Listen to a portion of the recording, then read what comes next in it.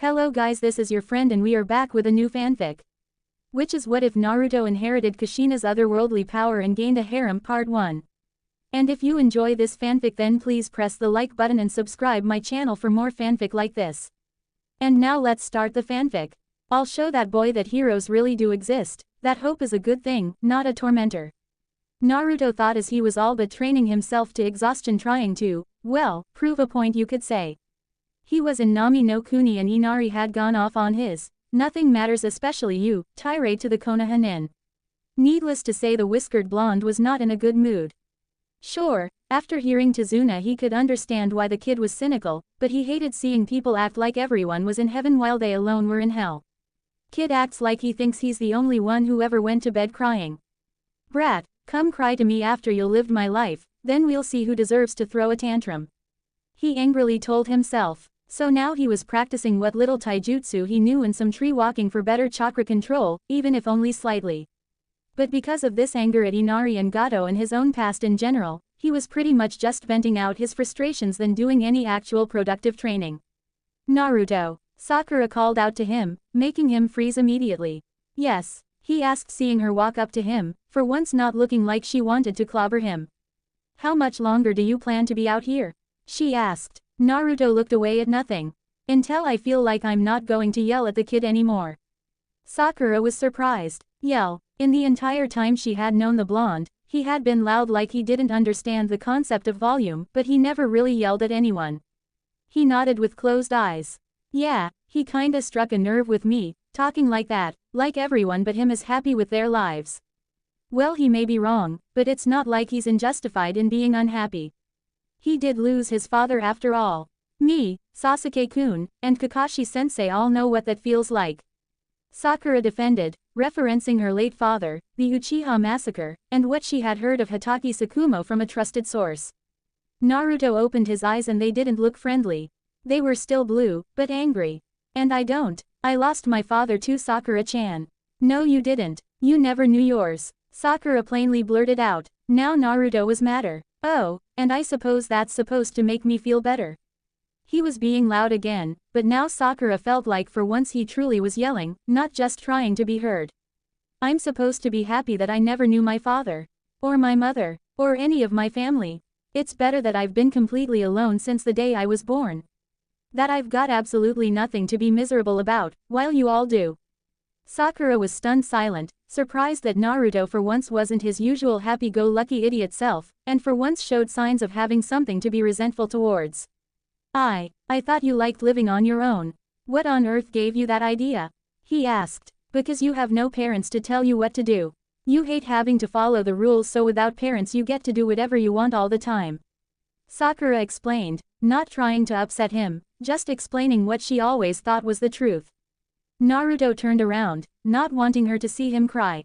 Sakura-chan, I'd gladly have parents who gave me 1,000 rules, if it meant I had someone to call mom and dad. Believe it, Sakura-chan, all the freedom in the world means nothing if you're lonelier than hell. This sure surprised the Pinkett. All this time, she thought he was just some spoiled out-of-control orphan and he liked it that way. To hear he didn't was unexpected. Well, I'm sure there's something about it you like. Naruto just rolled his eyes. Oh yeah, I just love the fact that I don't even know if my parents wanted me to be born. I'm absolutely giddy that no one was there to make me feel better when I was hurt and frightened.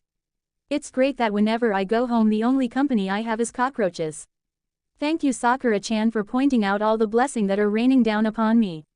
Wait a minute, that's not rain. Sakura frowned at his overly sarcastic tone. Don't get angry at me. Besides, where do you get off talking like you're the one who's suffered the most? Do you have any idea what I saw in town today? I saw a girl half my age wearing something you wouldn't give a bum begging me for food because no one else would give her any. I saw a girl our age, maybe a year or two older, actually working as a prostitute in broad daylight just to earn money. What do you have to say about that? Naruto looked at her so firmly Sakura actually faltered and stepped back a bit. Sakura-chan, I never said I was the only one who suffered. You however said I wasn't suffering at all. Well, you never once looked like you were, so how the hell was I supposed to know? She defended. Naruto gave her a hurt look. Sakura-chan, a smile doesn't guarantee happiness any more than a cloud guarantees rain. Sakura was quite surprised to hear him say something that even came close to philosophical. Heck, sometimes she was amazed his language skills went beyond more ramen. Apparently Naruto had more on his mind than she gave him credit for, and more on his heart than she took seriously. "I'll leave you alone right now," Sakura said as she left. As she left she stopped for a bit. "I don't know what else to say, Naruto," she said before she walked off. "Neither do I, Sakura-chan, neither do I," Naruto said to himself as he went back to training. Days later Naruto and Sakura barely said another word to each other. Apparently they really didn't know what else to say to each other, and both seemed to be in a bit of a standoff, wanting the other to approach them first. Sakura found it extremely weird that after all the times she demanded he leave her alone, she was uncomfortable with him actually doing so. Later it came the day when Kakashi was fully mobile again, but unfortunately he predicted this was the day Zabuza was too, and Tazuna would be in danger. Team 7 was positioned at the bridge during construction hours to protect the old man, though Naruto was left behind because he had exhausted himself training last night. "I guess he really is trying to prove something," Sakura thought as she stood close to Tazuna, her mind free to wander while her eyes kept watch for anything unusual. "I'll give him some credit, he may not have as much talent as Sasuke-kun, but his determination is second to none. Too bad he wasn't there when Zabuza and his masked aide showed up and started a fight." Kakashi kept Zabuza occupied and the two seemed quite evenly matched. And Sasuke was trapped in a dome made of ice, created by a jutsu he couldn't copy or destroy so easily either. Sakura wanted to help, but she didn't know what she could do for either. All she could do was stand guard by Tazuna in case these two were a diversion so someone or something else could kill the bridge builder. "Naruto, we need you, you're the only one who can help us now," Sakura thought, for once truly wanting her old annoyance to be around. Her wish was granted, and he showed up. "Sorry I couldn't be here sooner, but some thugs were after Tsunami and Inari. But I beat them up. Your family's safe, Tazuna," the old man sighed. "Thanks kid, I owe you one, but we'll have to get out of this first. Naruto, go help Sasuke-kun. He's trapped in that ice dome," Sakura pleaded. Naruto looked to see the ice prison, and could see Kakashi fighting Zabuza in a blanket of mist. Knowing which one he stood a better chance against, he headed towards Sasuke. "Sasuke," he shouted, "don't give yourself away like that." Sakura mentally groaned. Next thing she knew, Naruto disappeared and was replaced by Sasuke, who had a few Senbon sticking out of him, and Naruto's scream could be heard inside the dome. What did he just wait a minute, did Sasuke-kun just Kawarimi himself with Naruto to avoid a hit? Sakura asked herself, shocked by the idea but not entirely sure if it was something she should support or not. Naruto was very surprised to see that he went from outside the dome to inside in a mere second, while Sasuke went from inside to outside just as quickly.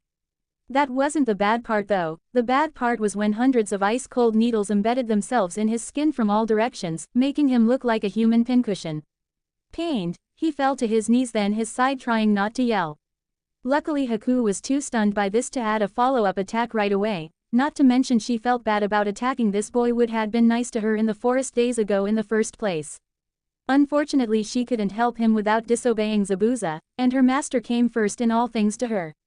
Naruto had a hard time moving, and an even harder time using his chakra to help heal himself here. Haku's aim had been too good at that one attack, these ice Senbon hitting many nerves and even a dozen tenketsu. Naruto's chakra system couldn't even incorporate Kyuubi's chakra, at least not right away. And one needles also impacted the seal's exact center. Guess I better finish him off. Sorry, Haku told herself, allowing herself to feel some grief for what she was about to do.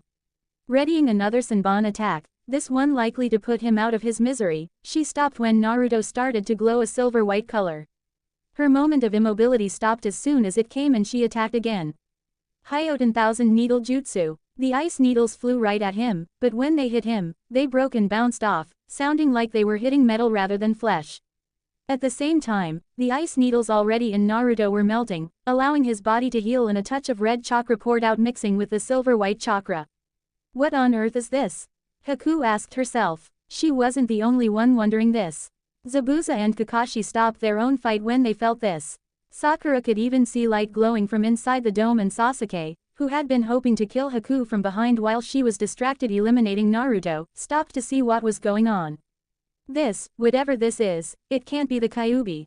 Kakashi told himself. It feels nothing like evil. Naruto regained the ability to stand up and the glow around him took shape. A set of white wings were on his back and a sword was in his right hand, both which were made out of this strange silver-white chakra. His body itself was colored from head to toe in the same color and it was impossible to tell where his clothes and skin separated. Also, there were red streaks all over him, forming a spiral on his stomach and rings at his wrist, ankles, elbows, knees, and down his spine between the chakra wings. What the heck is this? He asked as he looked himself over. Even he doesn't know. At least that means he can't use it against me or Zabuza-sama. Haku told herself before readying another attack. Since Senbon wouldn't work, she's have to try something a bit more lethal. Hyoten Thousand Kunai Jutsu. Multiple kunai made of ice were thrown at him from the many ice mirrors and again Naruto couldn't dodge them all. Fortunately he didn't have to, since when they impacted his chakra aura they shattered like they were made of glass. Sakura couldn't see what was going on but she could hear fighting continuing. Sasuke-kun, help him. Don't just stand there. The Rookie of the Year gave her an, "Are you stupid?" Look then turned back to the renewed Kakashi vs. Zabuza fight, and smirked, clearly deciding that was more worth his time and effort. He tried to sneak into the mist to kill Zabuza from behind, but he was tackled by a large bulldog. "This is out of your league, kid," the dog told him. Sasuke was not the kind of person who appreciated others telling him what his limits were or that he even had any to begin with. "Get the hell off me, you mutt. Do you have any idea who I am? You're a kid who's trying to bite off more than he can chew. Let Kakashi handle this. Sasuke-kun, Naruto needs help." Sakura reminded her favored teammate. Ignoring her, Sasuke pulled out a kunai and tried to stab the dog, pinning him down. It saw this coming and jumped off, avoiding the hit, and looking very mad. Mad enough that it jumped at him again and bit him hard on the leg. Back with Naruto, he could see that Haku's weapons were not affecting him, and he decided to try to fight back. Rather than try to catch up with the faster fighter, he took his light sword and struck one of the ice mirrors, cleaving it with ease. "Nice," he said before doing this with the others, leaving Haku with fewer places to move around. Seeing this, Haku stepped out of her hiding spot and cancelled out the crystal ice mirror jutsu. "You are quite strong, but I cannot allow you to interfere with Zabuza-sama's work." "Why are you working for him?" Naruto asked, staring down the false hunter Nin. "Because I am his tool. He is the reason I am still alive. I owe him my life and will do everything in my power to see his wishes fulfilled." Naruto was immediately reminded of the boy, or girl, the person he met in the woods the day after he vented at Sakura, asking him if he had someone precious to protect, though he didn't understand why he just thought of that. "How could you follow a man like him?" "Because he gives my life purpose. Can you imagine living yet having no reason to be alive? No one who values you or gives you something to look forward to. I lived like that for a long time, and then Zabuza-sama came along and gave me a purpose. You might deplore his methods and goals, but I'd rather be his tool than human trash." Naruto found himself unsure what to do. I understand completely. If I had been in your place I likely would have done the same. But unfortunately, I have a job of my own, and I must do it as much as you must do yours." Haku nodded. "I'm sorry it came to this, Naruto. I wish there had been another way." Naruto's eyes widened. "Wait, how did you know my name?" Haku didn't answer. Instead she readied a different jutsu, one of her more dangerous ones. "I don't want to kill him, but I will not let Zabuza-sama down. Please forgive me, Naruto, I wish we had been friends," she told herself, remembering their brief encounter in the forest days ago. Then she finished her hand signs. Hyoten River Entrapment Jutsu. From under the bridge emerged a pillar of water like something out of a geyser, and it appeared to be quickly freezing. Before it became solid, Haku sent its silent signals to try and capture Naruto.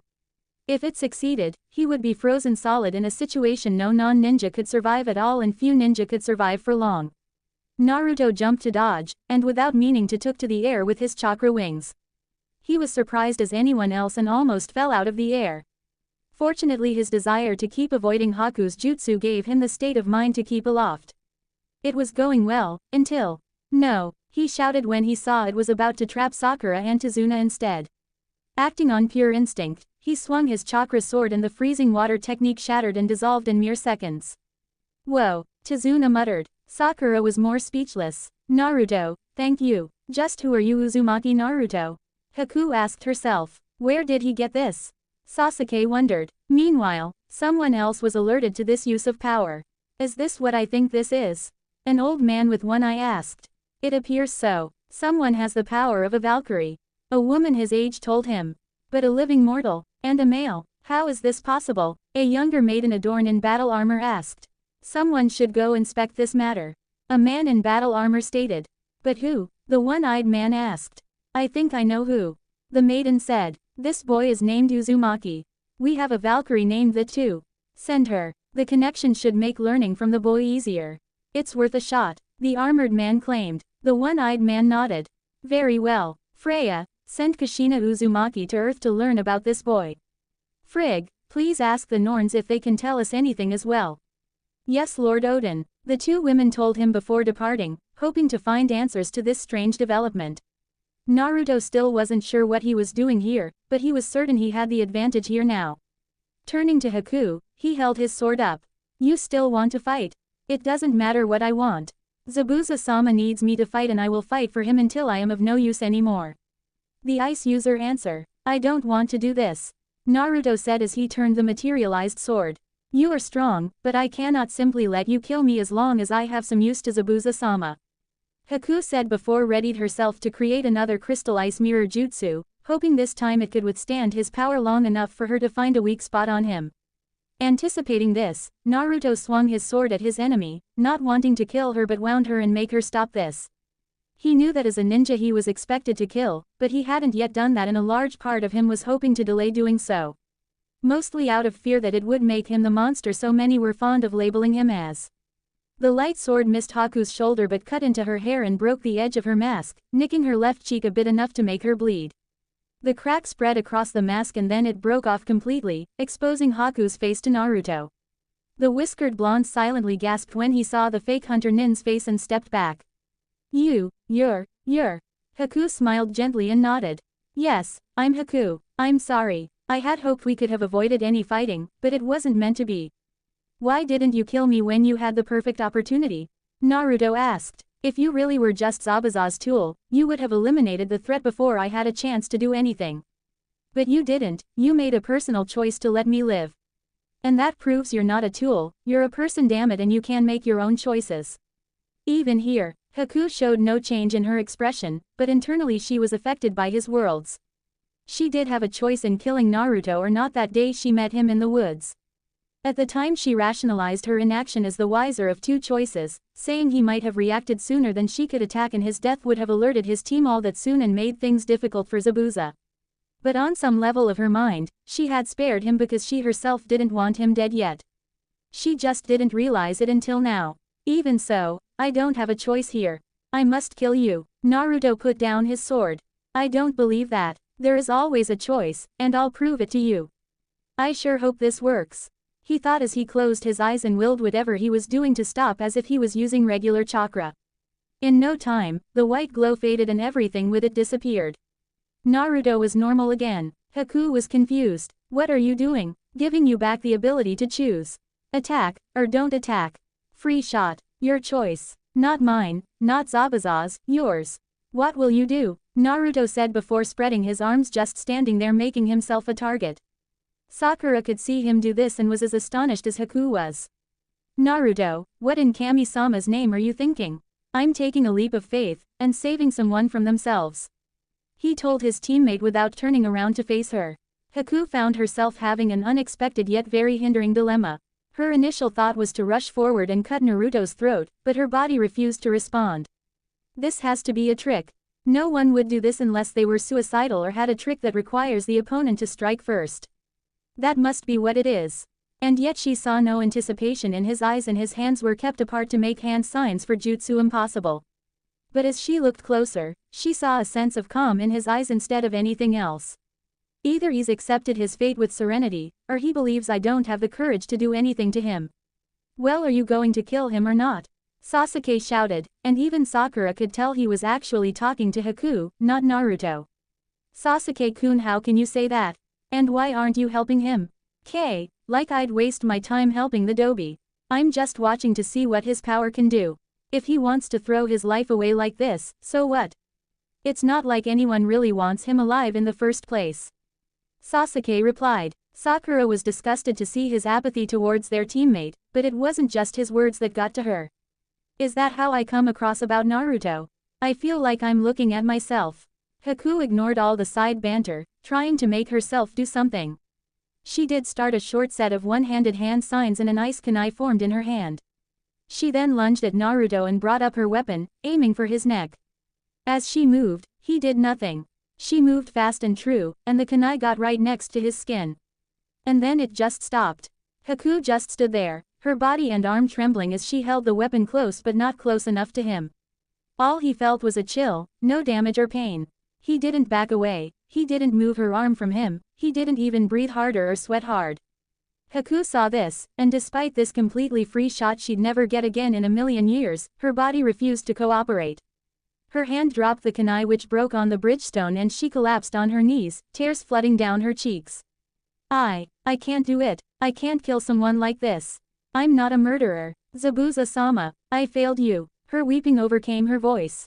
Naruto knelt down and placed his hands on her shoulders. She did not reject his touch. What's wrong with not killing someone because it doesn't feel right? What's wrong with deciding for yourself instead of just doing what you're told? I can't serve Zabuza-sama anymore. I'm a disgrace, a broken tool he'll have no use for anymore. Serving him is the reason I live, and now I'm nothing more than a corpse that still breathes. You said he took you in and trained you, right? Naruto asked. Why would he do that if he was just going to get rid of you first time you couldn't do a job for him? Do you really have so little faith in your sensei? And even if he is like that, is that a man you want to give your soul to? You don't understand. No matter what kind of person Zabuza-sama is, he's all I have. Silver you can get is more valuable than gold you can't, and soon enough to you there's no difference between it and gold when it's all you can have. You have options, you have friends, you have a home. The one thing I have in the world is Zabuza-sama. I can't lose him, but you can have options too. Naruto said, would you truly desire death because of a failure? Would your master truly be honored if you simply threw away your life without a fight? How can you look at me and tell me how to live? You don't know me, you don't know what I've been through. Seeing that no fighting was going on and that Naruto wasn't using his strange new power anymore, Sasuke approached and hit the side of his head hard, making Naruto fall onto his side. Enough with this crap. I always knew you were pathetic but I never knew you were this pathetic. Haku was shocked. How could you just attack your friend like that? Friend, that worthless waste of flesh. I have no friends, I have no family, I have no loved one. I am an avenger, and battle is all I live for. And you will be my first kill. Feel honored you died at the hand of your superior. Sasuke said, pulling out a kunai ready to drive it into her neck or eyes or where he could as long as it was lethal. Haku felt anger at this Konohanin, and briefly remembered her father, acting similar to Sasuke saying he could kill her and her mother because they were worthless compared to himself. In her anger her survival instinct overloaded her depression and she pulled out some metal senbon. Sasuke drove the kunai down and Haku blocked it with her needles, even using them like chopsticks to pin the kunai in place. Sasuke tried to compensate for this by pushing down harder, and even though the result wasn't immediate, it was clear Haku couldn't hold him back for long. Luckily she didn't have to, for Sasuke was tackled from the side by Sakura. Caught completely by surprise, the Uchiha was taken down by the Pinkett. Naruto had recovered and seen this, and he was even more surprised than Haku was. Sasuke-kun, what on earth were you thinking? Sakura shouted, not entirely certain what shocked her more, the fact he attacked Naruto so thoughtlessly or the fact he talked like being killed by him was a privilege. Uninjured except for his pride and a slight sting he felt on his side, Sasuke glared at his kunoichi teammate. Who the hell do you think you are? He then swung his kunai at her, and she reacted back, jumping back but unfortunately not fast enough, and the end of the kunai drove itself into her left shoulder, though that may not have been what Sasuke had been hoping to strike. Sakura screamed in pain, loud enough that even both Kakashi and Zabuza briefly paused when they heard it. Zabuza worried it was Haku screaming, but couldn't confirm with the hidden mist jutsu in the way. The wind had dissipated most of it, but some still remained. Also both were getting worn out fighting the other and knew trying to leave the fight to check would make them vulnerable to any sneak attack from the other. Naruto was free and rushed to help his teammate. He pulled Sakura away from Sasuke, kicked Sasuke in a stomping manner to keep him down, and held Sakura close. Sakura-chan. He saw the wound with the kunai still in it. Hold on. He ripped off his right sleeve then pulled out the kunai. Sakura yelled, not as loud this time, and blood began pouring out. Naruto quickly wrapped his sleeve around the wound and started to apply pressure. Keep your hands on the wound. This should hold until we get you better help. Naruto, thank you, Sakura quietly said, for once not minding his closeness in the least. Kakashi and Zabuza had to stop fighting for a moment, both seeing their current strategies weren't working. Zabuza couldn't land a serious hit on Kakashi, and Kakashi couldn't land a serious hit on Zabuza. Only one thing could turn the battle in Kakashi's favor, and he was now ready to use it, although he was fairly certain he would only have one shot at it. You're a worthy opponent, Zabuza-san, but I'm afraid this cannot continue. The Cycloptic Junin stated, starting up a set of quick hand signs before gathering chakra around his right hand and forearm. Zabuza was stunned by it, swearing he saw actual chakra itself being used here, when in reality it was just standard lightning element manipulation. Behold, Reikiri. Kakashi then darted forward, hoping this jutsu strong enough to cut a lightning bolt in half would penetrate Zabuza's sword and if he was really lucky hit the missing nin too. Relying on all his experience, Zabuza darted forward with Kubikiribocho ready to cleave Kakashi in half during this brief time he was exposed. They both knew one way or another one of them would fall right after this last clash. Haku, who had been watching Naruto treat Sakura, saw her master possibly about to die and got up to go help him. Naruto saw this and knew exactly what she had planned. So you have no faith in your master at all, do you? The ice user froze metaphorically but good word use if I do say so myself and looked at the whiskered blonde. What, you know Zabuza's strength better than anyone I'm assuming. Is he so weak that the only way he can get out of a battle is for you to bail him out? Naruto asked. Haku didn't reply immediately, but she didn't have to. In this time, Kakashi's Reikiri was re-aimed from Zabuza to his sword and hit it at the base of the blade. The lightning blade was sharp enough and forceful enough to pierce through the metal blade while Kakashi briefly used the sword as leverage to deliver a spin kick to Zabuza's head. The former Kiri nin wasn't as agile as the former Konoha Anbu captain and took the hit hard, resulting in him nearly falling off the bridge and his sword broke in half in the process. Not to say Kakashi got away without a scratch. Moving that way broke his wrist and he knew from this point on using more jutsu would be likely to kill him. And the end of Zabuza's sword did manage to cut into his left side deep enough to draw blood.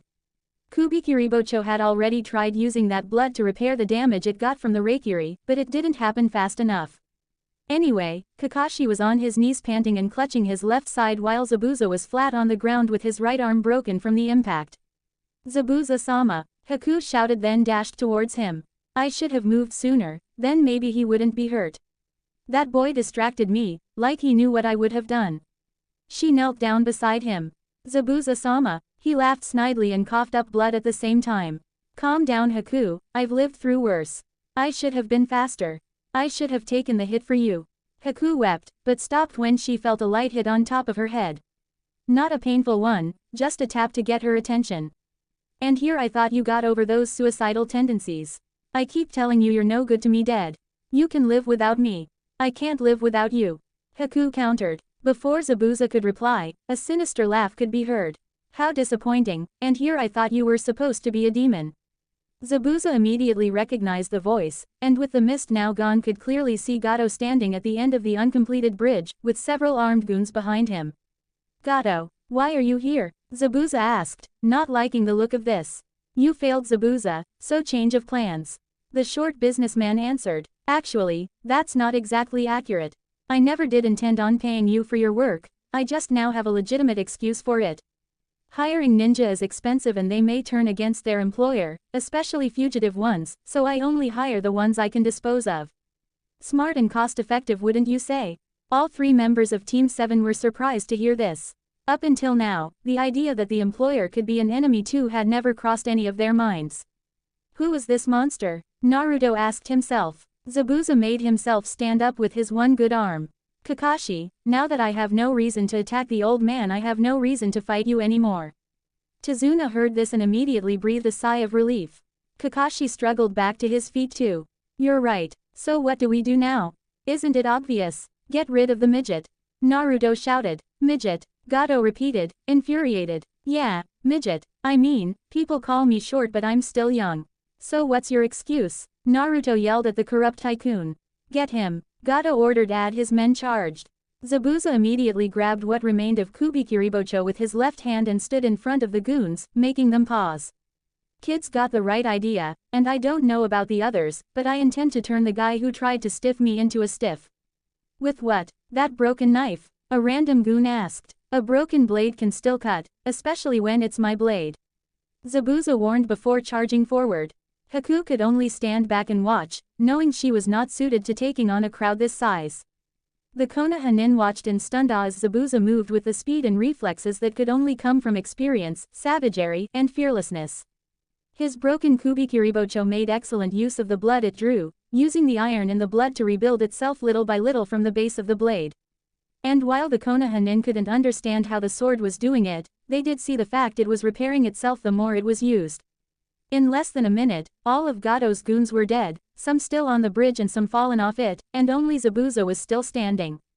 He had broken weapons sticking out of him in random spots and he looked exhausted just standing under his own power, but he was still alive and glaring at Gato.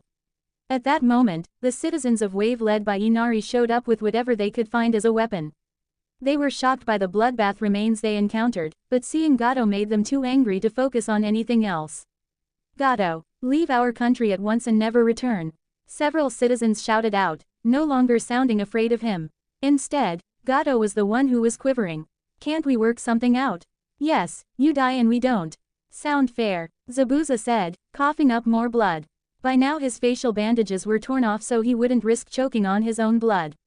Seeing only one way out, Gato tried to run. Unfortunately Zabuza was the better runner of the two and caught up to him. Swinging his executioner sword, he decapitated the shorter man with ease. The momentum of everything made both the head and body of Gato fall into the sea, never to be seen again. Out of energy and taxed by combat, Zabuza finally let himself collapse and rest. Haku rushed towards him, seeing he was far from fine. Zabuza-sama, don't move, I'll get you somewhere where you can heal. The missing nin smirked. Haku, we both know moving me would only make me lose more blood. Haku looked at the crowd, who were cheering that Gato was finally gone. She even thought she heard a chorus of, "Ding dong the witch is dead, start up." Is anyone here a doctor? She shouted, hoping someone better at treating wounds than her was here. Unfortunately, no one could hear her. No one except the Konoha ninja. Team 7 stepped forward, with Kakashi being supported by Naruto after covering his Sharingan again. Is he okay? Sakura asked, still using her hands to apply pressure to her own wound. Please, I know we were enemies not more than 5 minutes ago, but I beg of you, help me save Zabuza-sama. Haku pleaded on hands and knees. Being the most mobile and hands-free ninja at the moment, Sasuke stepped forward, but instead of pulling out his personal first aid supplies, he pulled out a kunai and jabbed it into Zabuza's chest, cutting into his heart. Everyone gasped at seeing this, even Kakashi. Sasuke, why did you do that? Naruto shouted. Now I can say I killed a rogue nin and with witnesses no one can ever say I didn't. The dark-haired Avenger calmly answered, sounding like he did something to be proud of. Haku saw red and reacted by punching Sasuke in the jaw so hard it reminded Naruto of the times Sakura hit him. In fact everyone could hear his jawbone breaking from the hit. But before she could do more, Kakashi hit a pressure point on her that made her pass out. Naruto looked at Zabuza, who was still alive albeit barely. You know Haku practically worships you. If you die what's he going to do now? Zabuza looked right at Naruto. Kid, whatever happens, please give Haku a reason to live. I don't want to see her join me in the afterlife for a good long time. If she dies soon, I will come back and kill you. Naruto looked nervous but nodded. I swear Zabuza Momochi, that Haku will not die for a long time. Zabuza smiled and closed his eyes. Thanks kid. Then he breathed no more. Everyone looked at him and gave him a moment of silent respect. The moment ended quickly thanks to Naruto. Wait, did he say Haku was a girl? Throughout the town there was a party of Mardi Gras proportions, and despite the fact that townspeople originally barely had anything to their names that morning, somehow they got a good supply of alcohol passing around and music blaring and overall a good time was had despite the lack of luxury in it. Team 7 however were not a part of it. Kakashi was exhausted and knew he'd need no less than a week to return to normal, his Sharingan taxing him if nothing else, and Sasuke was sedated so Tsunami could mend and set his broken jaw. Though he wouldn't be able to talk or eat solid food until they got him back to Konoha with him like this. As for Naruto and Sakura, that night they were working to give Zabuza a grave while Haku watched and kept near the body, still silently weeping. Sakura looked at Haku then to Naruto, who wasn't wearing his orange jacket right now. Naruto, I think you should talk to Haku when we're done. She whispered. He nodded. I know. Also, I'd like to talk to you too when you have the time. She added. He looked a bit confused here, but not without reason. Usually Sakura hated it when he tried to start a conversation, and now she actually wanted one. Why, I'll tell you when we're alone, she said, focusing her eyes back on their digging. Suddenly she found it hard to actually tell him what she wanted to. Naruto nodded and pressed no further. After a while, the grave was big enough and deep enough. We're ready, Naruto told Haku. The ice user was still reluctant, but allowed Naruto to make some clones and place the body in the grave. She formed some flowers made of ice and placed them on Zabuza's body before the clones started covering him with dirt. Sakura spoke to Haku without looking at the grieving girl. Hey, if you need another girl to talk you, feel free to do so with me. I may not know you well, but I suspect you might enjoy some fellow female company. Haku didn't respond, but at least gave no indication she had no interest in the offer. Sakura walked away, and the two remaining at the grave at first didn't know what to say. Naruto had no idea how to console someone who was grieving, and Haku felt slightly bitter towards him for keeping her from saving Zabuza in the first place. I understand if you hate me, Naruto said, surprising the girl. I mean, I tried saving your life but it cost him his. Why wouldn't you be angry? Why me? Why did you do it? You could have let me die twice already, yet you didn't. I was returning the favor, he told her. She turned to him. That's it, simple as that. No, but isn't that reason enough? Haku shook her head. No it isn't. Why did you really interfere with my role? Why did you force me to live without Zabuza-sama? I didn't plan on him dying. But I figured you had no reason to die yet either. I mean, you're 2 years older than me at the most. You still have your whole life ahead of you, and Zabuza wants you to live it. Are you really going to make his sacrifice worthless? No, I can't do that, but I don't know what else I can do. Why don't you talk with my sensei? I'm sure he might at least have some ideas. Just please let me know what you decided on, Naruto told her. Then he stepped away. I'll leave you alone for a bit. If you need to talk I'm available. He then walked away. Haku, alone, looked at Kubikiribocho left next to the grave. They said it rightfully belonged to me now. I guess that's a sign they're not against me. If they were they'd just confiscate it and keep me bound and gagged for who knows what their village does to my kind. Maybe this is a test, because now they know my face and some of my history. I could run off then be hunted by their village for the rest of my life, or kill them first and risk being killed now before I succeed. Or maybe, just maybe, these guys really mean me no harm. I'm so confused. She shook her head to clear her thoughts then grabbed the large sword's handle. But there's one thing I'm not confused on. This is Zabuza-sama's sword, not mine. Even in death, it is his. With that, she drove the tip into the still soft soil from all the digging and create a sort of grave marker for her deceased mentor. Rest in peace Zabuza-sama. Thank you for giving me a reason to live. With that reason gone, I don't know what to do anymore. What should I do? But of course, he could offer no answer. The walk to Tezuna's house from Zabuza's grave took about 15 minutes. Not surprisingly, Sakura and Kakashi were waiting for Naruto when he showed up, though Kakashi was resting on the sofa whereas Sakura was seated by the table. Naruto took a deep breath. Before either of you ask, no I have no idea what that white light thing earlier was. I've never done anything like that before and never heard of anyone who could. I was kinda hoping you knew something Kakashi-sensei. The silver-haired Junin shook his head. That was unlike anything I've ever seen. But since we don't know the origin, can you at least describe what it did for you Naruto? The blonde thought it over, trying to recall everything he could. I was hurt before it happened, and I think I couldn't call on my chakra at all for a moment. Not even, in your special reserve? Kakashi asked. Naruto got the message and nodded. Yeah, I think. Special reserve, Sakura repeated, confused. What's that? Let's call it a birth defect of mine. Naruto told her. I have enormous reserves, and probably more chakra than most of our Junins, even Kakashi-sensei. Sakura was wide-eyed. Really? Sounds like a blessing rather than a defect. Naruto looked down, forlorn. Trust me Sakura-chan, it's anything but a blessing. Why? Because it screws up my control and makes performing half of all ninjutsu and virtually all genjutsu impossible for me. I failed the academy clone jutsu not because I'm untalented, but because of a physical disability. And it makes most of the ninja resentful towards me because they hate seeing someone young like me surpass them like this, so I've never had a proper teacher show me how to get better. I learned the shadow clones completely on my own. Sakura was silently surprised. I knew his solid clones couldn't be an easy thing to learn, but I never thought about how he learned that but failed the academy version. Kakashi mentally smiled. Good cover Naruto, avoid the complete truth by telling enough to be acceptable. Sakura cleared her throat. And this had nothing to do with that white light, angel armor thing you did. I don't think so, the whiskered blonde answered. Can you do it again? Naruto didn't look forlorn anymore, and thought it over. Maybe. Here goes nothing. He closed his eyes and tried calling on his chakra like he did know how to do. Nothing happened. Maybe it needs a specific trigger. We'll have to test it out later when I'm up to the task. Kakashi sighed before sighing tiredly. But for now, you two just stay out of trouble and try not to fight with each other. No need for another of us to be out of commission. Naruto sighed. Alright then, I'll just go out and get some fresh air then. He then turned away. Naruto, can I go with you? Sakura asked. The blonde stopped in his tracks and turned towards her. Wouldn't you rather nurse Sasuke back to health? He sounded genuinely confused, not jealous or spiteful. He's not going anywhere for a while. Please, I just wanted to talk to you for a bit. Sakura answered. Still confused, Naruto nodded. Alright. Kakashi was pleased to see them act like this and leave the house peacefully. Looks like all that teamwork effort hasn't gone to waste.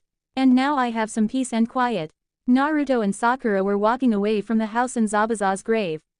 They were on the edge of a forest and outside the town's boundaries, and it was already night.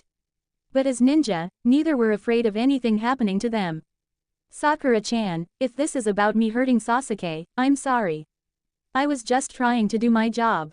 Naruto told his teammate. Sakura was confused. Naruto, you didn't hurt Sasuke-kun. I saw the whole thing, you never did anything to him. So why did you say that? I don't know, isn't that the whole reason you wanted to talk to me? To tell me what I did wrong to your precious boyfriend and how stupid I was. Sakura frowned but sighed. I guess I deserve that. But trust me Naruto, I'm not at all angry at you. Instead, I'm concerned. Really? He asked, confused but not unpleased. She nodded. Yes, something strange happened to you and we don't even know if it's a good thing. Also Sasuke-kun used you to take a hit for him. Aren't you hurt from that? Naruto shook his head. Not anymore. I've always been a good healer. I'm more concerned about your injury. Sakura gingerly touched her wound, now properly bandaged up. Naruto's sleeve was being resewn onto his jacket by Tsunami. Thank you for helping me by the way. But still, why did Sasuke-kun do that to us both? We're his teammates. Naruto looked hesitant. You really want my opinion on that? She nodded. Fine, but no hitting. You asked me after all. He sighed to give him a chance to put his thoughts into the proper words.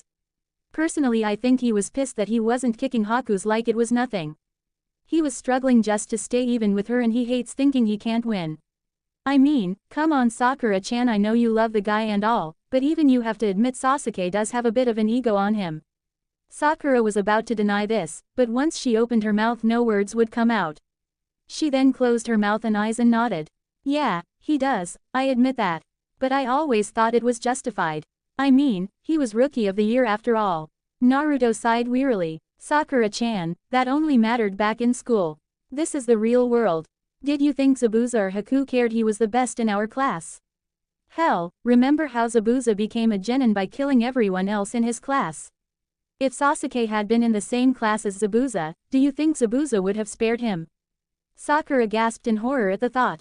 If that happened, it would have definitely been a duel to the death, and I'm not even sure Sasuke-kun could have won that one.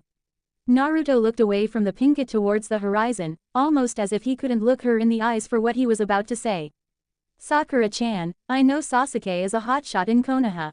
I never forgot, considering no one ever lets me forget my lot in life.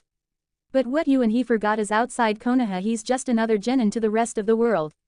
He has no real experience in these sort of things, and that makes him more vulnerable to threats. And unless this team stays together, he always will be. What do you mean? Sakura asked, finding herself impressed by Naruto now. He sounded so unlike what she expected of him it was a welcome change to her. Sakura-chan, remember how Kakashi-sensei said we're placed in teams to improve our teamwork skills and get used to working with others? Naruto asked. Sakura nodded. That's not the only reason. Gigi once told me it's also a safety precaution. When one of us is attacked or in danger, the others come forward to help them, and they in return will be helped by the others. From there, trust and teamwork will grow naturally. Sakura took this in and found herself agreeing with the logic. She already found herself trusting Naruto a little bit more than before thanks to him treating her wounds, and Sasuke a little bit less for giving her that wound in the first place. That last part made her think of something else. But what if we don't help each other like that? Naruto shrugged. I think the answer's obvious. Naruto, Sakura asked, getting him to look back at her. I know Sasuke-kun did something wrong, but we should still give him another chance. I don't want our team to fall apart so soon or easily. Naruto closed his eyes and slowly nodded. Yeah, you're right, but Sakura-chan, for this to really work, I need you to stop hitting me so much. I get it that you love Sasuke and not me, but can't you at least treat me like a friend? Sakura was confused. I already treat you like a friend, Naruto. The whiskered blonde gave her an irritated look. Do you punch all your friends? Because I've never once seen you hit Ino. He then crossed her arms, as if challenging any denial.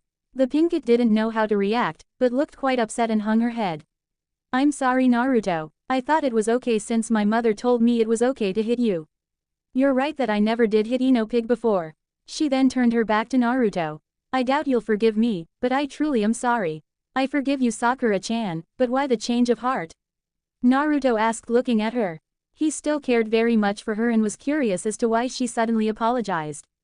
It was during the battle, when I saw Sasuke-kun being so callous towards you. I think I saw the person I was becoming. I don't want to be that person.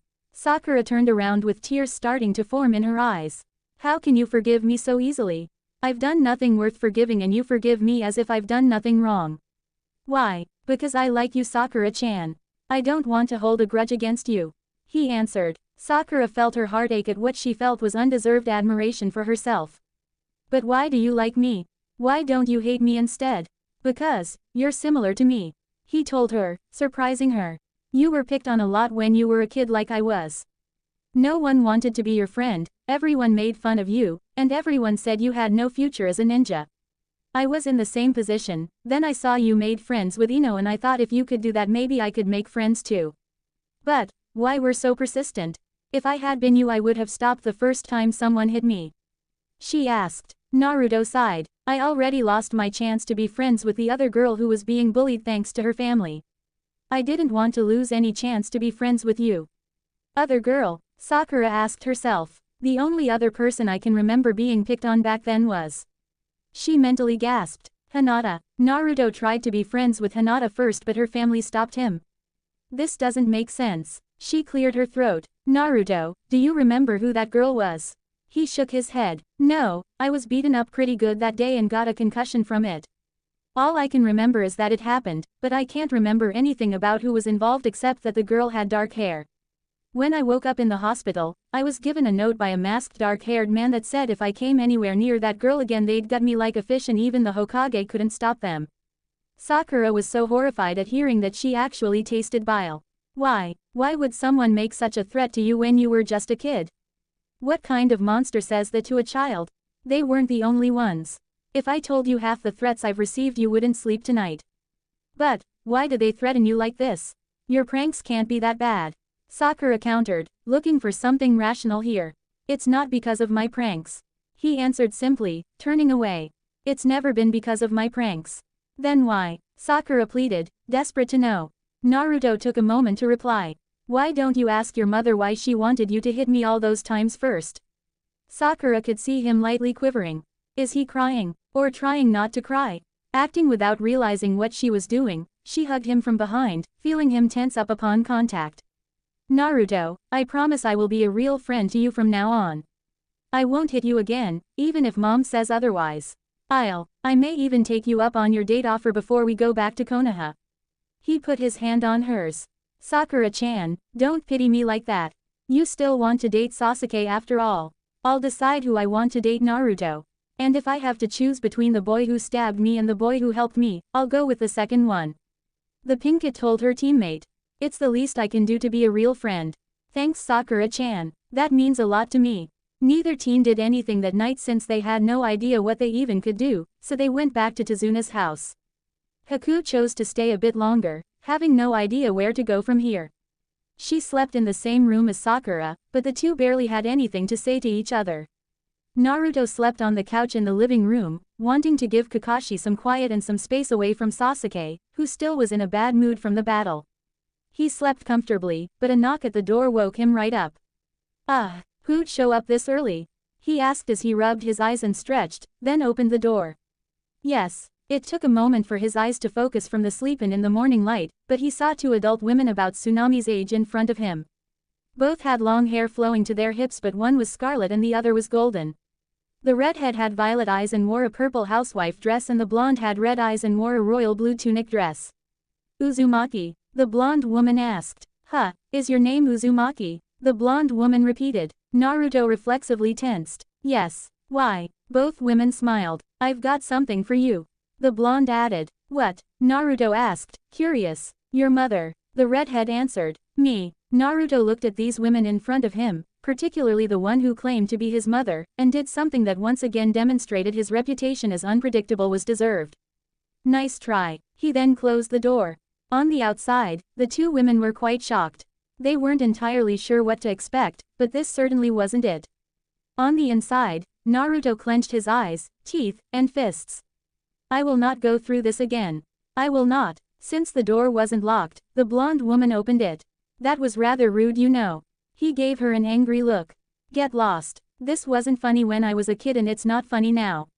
What are you talking about? Kushina asked. Like I'm going to talk to complete strangers about my past. Now get lost already. He all but yelled. I'm afraid not, young man. The blonde stated. We've come a long way and we're not going to turn around just because a child tells us to. Now, answer our questions. Naruto's glare unnerved them both. He glowered at them both like he loathed them down to the very core of their souls for an offense they didn't understand. But he also had tears brewing in the corners of his eyes, which were starting to turn red. Kushina stepped forward, but Naruto threw a kunai at her then ran upstairs. Kushina's quick reflexes allowed her to catch the weapon, and she gasped when she did. He was aiming for my heart. What happened to make my baby this way? We better find out, but that look in his eyes tells me we may have opened a festering wound. The blonde told the redhead. Kushina tried to run upstairs, but halfway upstairs she ran into someone and both fell down. Kushina suffered the worst of it because she fell down the stairs, but she wasn't hurt. Sorry about that, she said before she even saw who her obstacle had been. She looked up the stairs and saw a man with silver hair and a black mask on half his face. Wait a minute, Kakashi-kun. Kakashi saw her and immediately recognized her. But like Naruto, he didn't believe this was the real Kushina. Who are you and why are you disguised? He got up and took a defensive stance, ready for the worst. I'm not disguised. It's really me, Kushina Uzumaki. Nice try, but I knew the real Kushina and she's been dead for 12 years. I know, but I'm back on business. Kakashi scoffed. Sure, you came back from the dead on business. Happens all the time. My father was in Konoha last week to oversee construction of a new building. I know how it sounds, but as Freya is my witness I am telling you the truth, Kakashi Hatake. The blonde waved to the masked Junin. Hi, I'm Freya, one of the veneer goddesses. Never heard of you, so excuse me if I doubt you're any kind of goddess. Kakashi told her. Enough, I just want to speak with my son. Kushina insisted. Looks to me like he doesn't want to speak with you. And given what happened to him I'm not surprised. Kakashi replied. What are you talking about? Kushina asked. I'm not convinced you are the real Kushina, and until your identity is confirmed one way or the other I'm not telling you a damn thing about that boy. Kakashi-sensei, Sakura called out to her teacher, making him turn to face her. What's going on? I just saw Naruto jump out a window and run off into the woods. Damn, he did exactly what I feared he would do. The cycloptic Junin moaned. Sakura, Naruto's not in the best of moods right now. You should probably go find him to make sure he doesn't do anything foolish, and for your own safety don't hit him for any reason. He might retaliate this time. If you must, take that Haku girl with you since she might prove useful in keeping him under control. Sakura didn't know what bothered her more here, the fact that her sensei was so quick to believe she'd hit Naruto when he was down, or his worry that for once Naruto might hit back. I'll try, but what about Sasuke-kun? Shouldn't he help? Absolutely not, Kakashi ordered. Sasuke would only make things worse, even with his jaw shut. You two go find Naruto, Sasuke will stay here with me in case I need backup. You aren't planning on fighting me, are you, Kakashi? Kushina asked, itching to go after her son but staying put since she knew that would only make her look worse here. If I must, I must. Sakura, go, now. Why yes sensei, the pink kid said before disappearing down the hall to get Haku. How can I prove to you I'm the real Kushina Kakashi? Kushina asked. You should already know how to do that, Kushina. He told her, sarcastic in the name use. Within a minute Sakura and Haku were outside heading in the direction Sakura saw Naruto run towards. Haku was not hard to convince, though she hadn't said why. Thanks for doing this. I've heard that Naruto can give even the Anbu trackers of Konoha trouble. Sakura told the Hyoten user. Well, you're in luck. Tracking was one of the many things Zabuza-sama taught me. I'm sorry for your lose. I know I shouldn't be, given his background, but I guess even criminals have family that mourn their deaths. Haku looked a bit melancholy at that to say the least. Everyone's done something they're not proud of, but Zabuza-sama did have his reasons for the path he took. What kind of reason did he have? Sakura asked, curious about the reasons for becoming a wanted fugitive. While she was aware that ninja did occasionally turn rogue, she had never actually heard why that is, except for those like Itachi escaping the law. To stop the blood feuds. Haku said. What blood feuds? Was it against your clan? No, it was against bloodlines in general. After the Third Shinobi War, the people of Kiri began to see anyone with a bloodline such as Hyoten as evil. It didn't matter who or how old they were, if you had a Kekkei Genkei, you were demon spawn to them all. And a few years ago, the Yondaime Mizukage decided to exterminate all of us with them. How did you survive? I escaped when my father was trying to kill me after he already killed my mother. I lost control of my Hyoten and killed him and his entire group. After that I ran off, and it didn't take long for me to find a place where no one knew who I was or what I had. Problem was no one wanted to help a street urchin, which is what I became. No one until Zabuza-sama came along and gave me a purpose again. Haku said as they entered a clearing. Hey, this is where I first met Naruto. Sakura looked around but didn't see the whiskered blonde. Too bad he's not here now. Like I said, this may take a while. Tell me more about him. Haku said when they continued their search. What would you like to know? Sakura asked. Just what kind of person he's like. Zabuza-sama asked him to take care of me, but I'd like to know if he's the kind of man I want to receive care from. Aren't you old enough to go out on your own anyway? Haku sighed sadly. Old enough I am, and capable of surviving I am too. But, I hate being alone. That's why Zabuza-sama entrusted me to him, because he hoped a boy kind enough to spare my life is the kind of person I'd want to live with. You barely know Naruto and you're already considering the idea of being with him on a regular basis. Wow, you must really hate being alone. Sakura commented. The worst time of my life was when I was abandoned and invisible to others. I'll do anything to avoid repeating that. Besides, are you saying Naruto-san is a poor choice of company? To be honest, he's not my first choice for company, but I can no longer say I hate it when he's around either.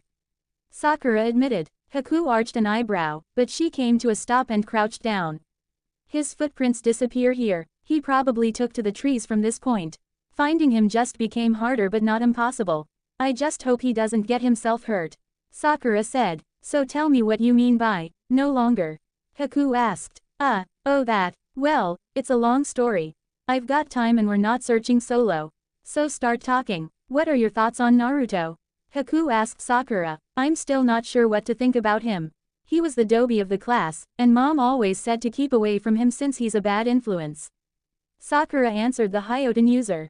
Even though he's my teammate, I don't really know that much about Naruto. I don't think anyone in Konoha does except the Hokage and this one girl who has a crush on him. He has no family and so few friends, and to be honest up until yesterday I never really wanted to be his friend. Why not? What's so bad about him? Haku asked curiously. By force of habit Sakura came very close to getting into an anti-Naruto tirade, but out of consideration for him and in case he was listening, she took a deep breath and tried to compose her thoughts to be objective rather than judgmental. I'm not the best person to answer that question. For a long time, I hated the mere fact Naruto even existed. There was even a time where I wished he had died in the Kyuubi attack on Konoha 12 years ago. Haku's eyes widened then narrowed bitterly. But he himself is only 12. He would have been a baby at that time or still in the womb. You hate him so much you'd wish death on him when he was a baby. She saw Sakura hang her head with a tear running down her cheek. I really want to slap you and call you a bitch right now for that, but I will give you this one chance to change my mind. But keep in mind I speak from experience that being born different is not a crime. Sakura looked back at the Hyoten wielder, eyes still wet and full of regret. I have no excuse for my old ways. I was a bitch. I just didn't know it until yesterday when Naruto opened my eyes. I used to hit him all the time for any reason and I insulted him left and right. Why? Haku asked, hostility still in her voice. Not because of any affection to Naruto, but because she couldn't stand the idea of someone being victimized undeservingly. And until she had reason to believe otherwise, she was not going to just assume Naruto deserved to suffer. She was not her father. Part of it was because he did annoy me, and I wasn't interested in being more than friends like he was. Sakura added. Haku scoffed. Sounds more like you weren't interested in being friends in any sense of the word. True, I didn't. I mean, I didn't intend to be so bad to Naruto. I just didn't care about him at all. Haku frowned. No, that's not true. If you truly didn't care about him you wouldn't let him get to you. You would ignore him, avoid him, or at least ask him to leave you alone. I did ask him, Sakura countered. Did you? Haku inquired, sounding like she didn't believe the pinkett. Did you really ask, or did you just tell him? What's the difference? Sakura asked. Let's say the boy you like kindly requested you to not bother him.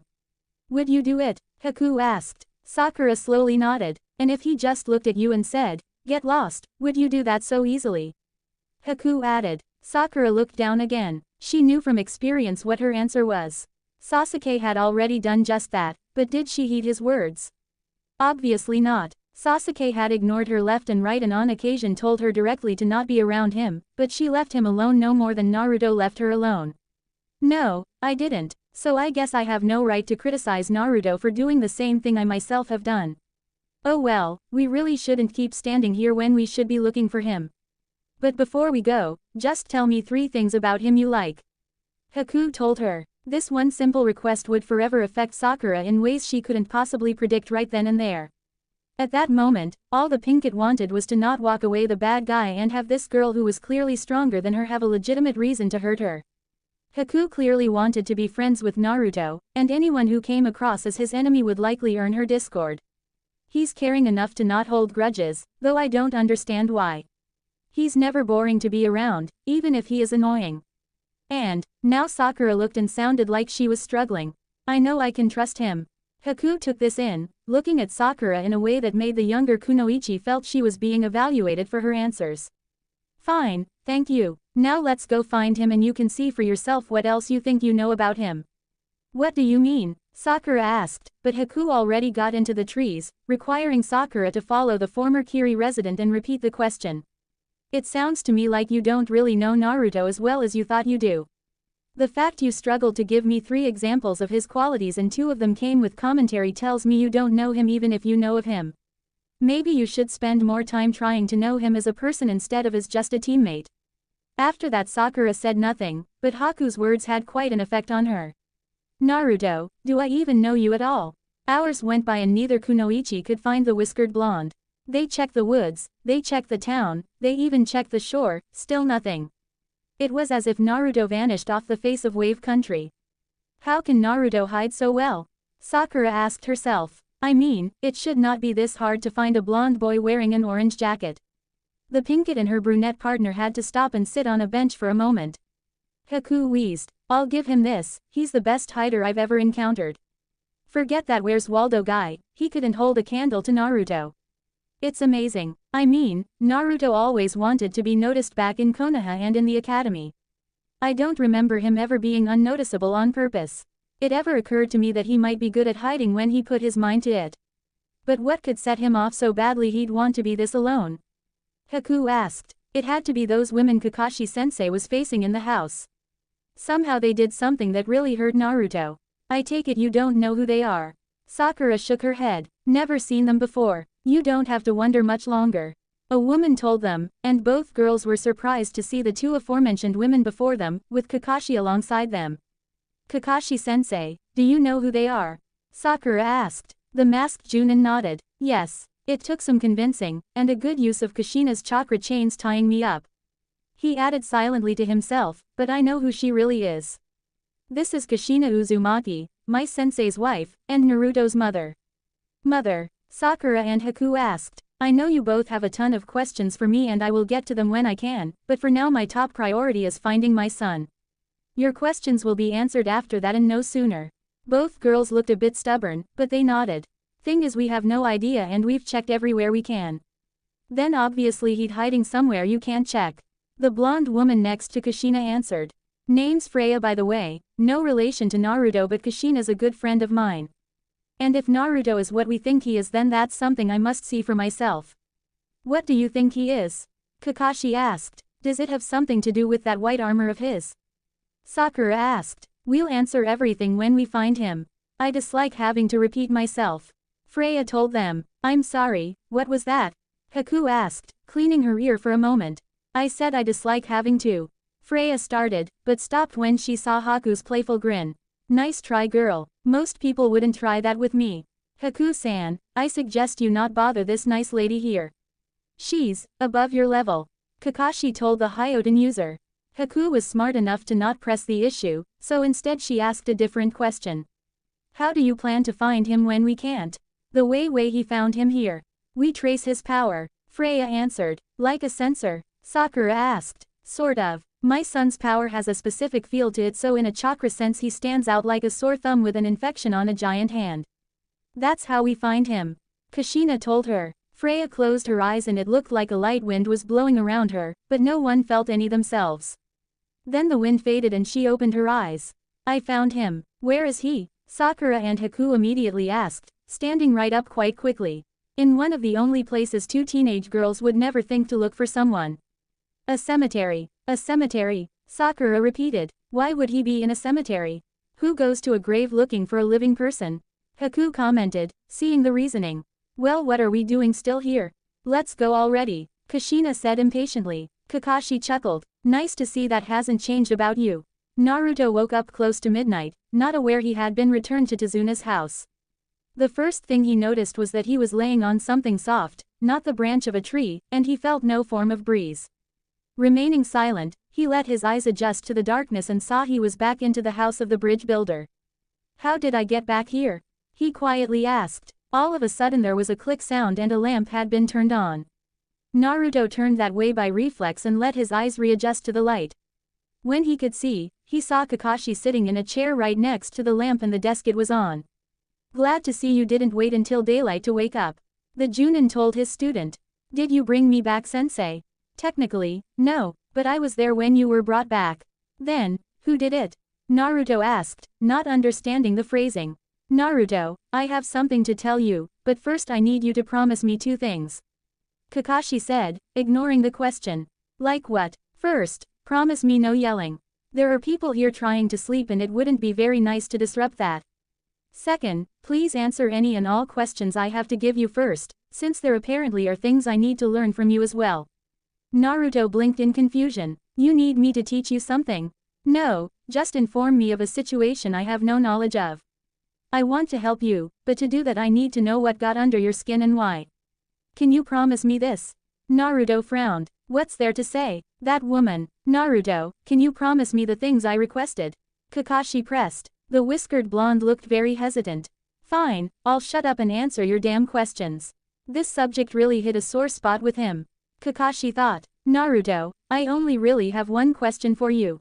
Why did you act the way you did this morning? Naruto frowned deeply, much deeper than any time he had been overlooked in favor of Sasuke, which were the only times most people had ever seen him frown. How the hell was I supposed to react?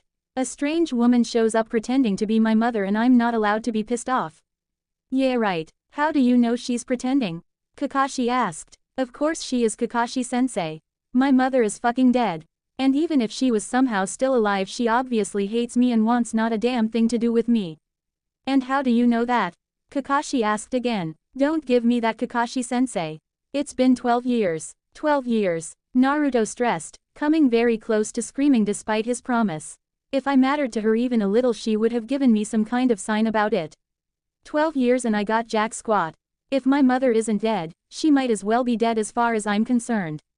He stopped for a moment to stop himself from exploding, and Kakashi said nothing for a time. Naruto, I apologize if it sounded like I was undermining you. To tell you the truth, I can understand exactly why you'd come to that conclusion. It's not uncommon among orphans. But you've never been the type to get this angry, so seeing this behavior in you is quite unexpected. It almost sounds like something similar to this has happened to you before. Did it? Naruto looked away. I've spent years trying to forget that. Don't make me talk about it. Naruto, take it from me, after something terrible happens you can't pretend it didn't. You can mourn it, you can compensate for it, you can try to ensure it never happens again, but you cannot let yourself forget about it. If you do, then what's to prevent it from happening again? It is happening again, Naruto argued, making the Junin more suspicious and curious, and dreadful of what he wasn't hearing. Naruto, did someone once pretend to be your parent in order to hurt you? Kakashi asked carefully. I know there are people that love to hurt him, but would any of them go that far to make him miserable? It certainly wasn't to help me. The blonde genin snorted, then sighed when he realized the Junin was not going to drop this tonight. It happened back when I lived in the orphanage. A woman with purple hair came to me smiling and said she was going to give me a home. She said she had found my real family and was going to take me to them. I was very confused, since no one who came by the orphanage even looked at me without glaring, and the ones working there made it clear no one ever would do anything else. They did that? Kakashi asked, hoping Naruto was exaggerating or speaking in anger. What kind of person running an orphanage actually tells a child they cannot be loved? They said it worse than I just did, but yes. So even though I was confused by the offer, I was glad to be able to get away from that hellhole. He then sighed and still refused to make eye contact. Until that night. What happened? Kakashi carefully asked, sounding like a cop interrogating a child in a case. I must have blacked out, because I don't remember most of that night. But I remember the woman taking me to a building saying she was going to introduce me to my family. I saw a man she called her husband and a purple-haired girl my age she called her daughter, and then, she kicked me right in the nose. There was a gasp heard, and Naruto turned his head left and right. Who did that? That was me, Naruto. You just couldn't see it because of my mask, that and the fact you weren't looking at me. Now do you know why she would do that? Naruto shrugged. Probably for the same reason everyone else who's tried to kill me does it. Damn furball. Did she or the others say anything? Kakashi continued. I'm not sure. I was hit pretty hard by that kick and don't remember anything for the rest of that day. But I think the girl was screaming. Do you know who any of them were? Kakashi asked. Naruto nodded. Yeah, but I was asked not to tell anyone. The girl, she doesn't like remembering that day either. Do you still see her? Naruto nodded. On occasion, but we never talk about that day. The fewer people who know about it the better, just like the Kyuubi, right sensei? Kakashi stiffened as if nervous. Naruto, you shouldn't talk about such things even if you're sure no one else is listening. Why not, Kakashi-sensei? You're the only one here. Naruto asked. Even if I am, you should make it a habit, Naruto, for future times. Ninja can have ears anywhere, so it's best not to give them something that shouldn't be heard. Naruto sighed. Like anyone cares what I say anyway. You don't really believe that, do you, Naruto? Kakashi asked, hoping his student was still venting. Naruto frowned. Give me one good reason why I shouldn't. Well, I think Sakura's warming up to you now. Naruto scoffed. Until Sasuke gets back on his feet. Then I'll just be an afterthought again. I'm glad she's being nice now, but I know it's just temporary. She left her best friend to devote her attention to Sasuke, her best friend. So why wouldn't she do the exact same thing to me? What about Haku? If she goes to Konoha with us, she won't want anything to do with me. Sooner or later she'll talk to someone who will tell her everything they say when they think I'm not listening, and more people will tell her the same. Why would she believe me over the entire population? Would you? Kakashi did not know how to answer that, so instead he continued his questioning. What about the Hokage? Surely you don't think he doesn't care about you? Sometimes I wonder. Naruto quietly answered. You can't be serious, Naruto. The Junin told him. Why not? Think about it, sensei. Before I was even a day old, he let the entire village know the Kyuubi was sealed inside me by the Yondaime. 12 years later and over half the population is still convinced I'm a monster. 12 years. What has he been doing to show them they're wrong and I'm not that damn fox, just the cage? Tell me, Kakashi-sensei, why did he let everyone know about me and the Kyuubi? And what exactly has he been doing over the past 12 years to prove them wrong about me? Kakashi sat rigid in his seat, as if nervous about something, then sighed and relaxed. Naruto, I'm not the one you should be asking that. Now, given the fact that you've had a stressful couple of days here, I'm not going to reprimand you for the things you're saying, which some people might take as slander against your team and Hokage. Only because I'm the one saying it. Naruto muttered. Well, what did I tell you about being careful about what you say even if no one's listening? Kakashi asked. Anyway, I'm going to consider this talk as some much-needed venting of frustration and hope that by tomorrow you'll be back to normal. I recommend you either get some sleep or go outside and do some training if you're feeling a bit restless. Naruto nodded and stood up. But before you go, I have one thing to tell you. That woman that came by today claiming to be your mother. Not now, Kakashi-sensei. Anything but that, the whiskered blonde told the cycloptic Junin, fists trembling at his side. Kakashi slowly nodded. All right then, I'll save it for tomorrow. Go do what you've got to do to calm yourself down. Just keep it quiet. Naruto nodded and went outside. Once he was out, he just ran off out of sight. Kakashi sighed and turned on the lights in the room, revealing Sakura, Haku, and Kushina in the former darkness. That could have gone better. Kakashi-sensei, what did he mean by that stuff with the Kyuubi? Sakura asked, already having a good idea what he meant from what she heard, but she was hoping, no praying, that she was wrong. Sakura, what I'm about to tell you is absolute confidential. No one is allowed to say a word about it ever except for Naruto or the Hokage, under penalty of death. Haku-san, while I may not have jurisdiction over you, if I suspect you use this knowledge against Naruto, I'll kill you myself. The two girls nodded, too curious to object. The Kyuubi attacked Konoha 12 years ago and the Yondaime vanquished it. That part of the story is true. However, it's not the complete story. The Kyuubi was the most powerful demon known to man. Does it make sense that one man alone could defeat it? Sakura was momentarily silent. I never thought about that before. But you said he did do it. He did, but you were never told how. Using a very powerful fuinjutsu, he stripped the Kyuubi of its chakra and spirit to render it powerless, but all that had to go somewhere. The only place he could put it was in a seal he placed on Naruto's stomach. Naruto became the prison of the Kyuubi in the process, but to this day 4 out of 5 people that know this fact think of Naruto as the fox itself in human form or under the fox's control. They are wrong, but they will refuse to see it any other way until Naruto somehow proves them wrong. Sakura was stunned. Naruto had that done to him before he was even a day old. Was there really no better way? I've spent every day since then wishing there was, but our options were limited. Kushina said sadly, gaining their attention. I was there that day. I can tell you all that happened if you promise not to tell others. The girls nodded, and Kushina proceeded to tell them all the events of Naruto's birth. She held nothing back. The masked man, her own Jinchuriki status, the actions of Minato and herself, her final words to her son, everything. Wait, does that mean Naruto's father is the Yondaime?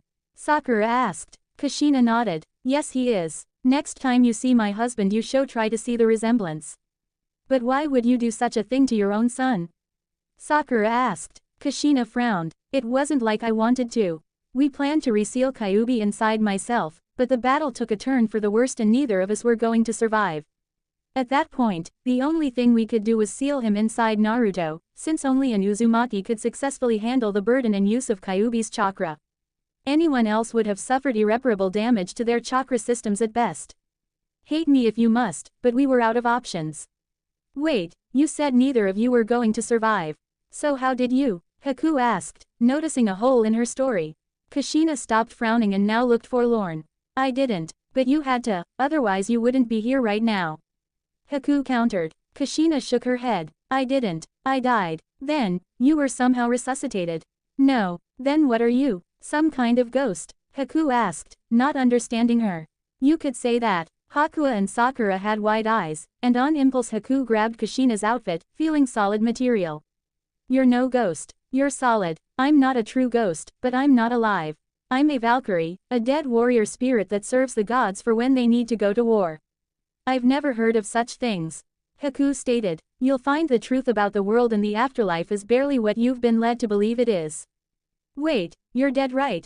Sakura asked, and Kushina nodded. But apparently you can come back here, so why wait until right now to do so? Couldn't you have done it sooner when Naruto was younger and needed it more? Don't you think I would have done that if I could? Kushina asked, lightly frowning again. The dead are not meant to come and go as they please. The only reason I'm here now is because my son did something very unexpected and the Allfather wanted me and Freya to come here and inspect it. Then what? You'll get your answers then go away. Do you care about your son at all? Kushina right away grabbed Sakura's collar and lifted her up. Don't you dare tell me I don't care about my son. I sacrificed my life so he could live, and apparently the rest of the village have taken that sacrifice for granted. And from what I heard, so have you. I'm not going to let a little girl who only likes my son when no one else is around talk to me like she has a moral high ground. Before Naruto woke up, Kakashi managed to inform Kushina of what happened to Naruto after her death. Even though it was an abridged yet honest version, it infuriated Kushina to know that the village her husband led and died for had so little respect for him that most of them barely gave his dying wish consideration. Kushina threatened to unleash Ragnarok on Konoha, and even though Kakashi didn't know what that meant, he didn't like the implication. Right now it appeared that the single biggest thing keeping Kushina from causing bloodshed was the fact Naruto was here and Konoha wasn't, but once that changed even the former Anbu couldn't guarantee what she might do. Kushina wasn't called red hot for nothing. Seeing the Pinkett was scared, the Uzumaki matriarch let her go. All I want to do is help my son and be what I wasn't allowed to be, there for him. I need to be his mother and his teacher, but I need to get him to listen to me first. If any of you care about him at all, you'll help me do that. Any ideas? Kakashi asked. We have to address that carefully. Naruto's a fragile person when he's angry. What do you mean, Kakashi-sensei? Sakura asked. Sakura, you've only seen Naruto's mask. You've never seen Naruto when he was at one of his low points. You see him act happy and carefree and you assume he's just being immature or stupid. The fact is he has to act that way because it's the only way to keep him from thinking about his misfortune. If he dwells on the fact that he has no parents, no friends, none of the things that make you smile, he'd try to kill himself. In fact, I've seen him try. What? The three women asked him. Kakashi nodded. I once caught him drinking a bottle of bleach, and not by accident. I got to him and managed to induce vomiting and still struggled to pump his stomach.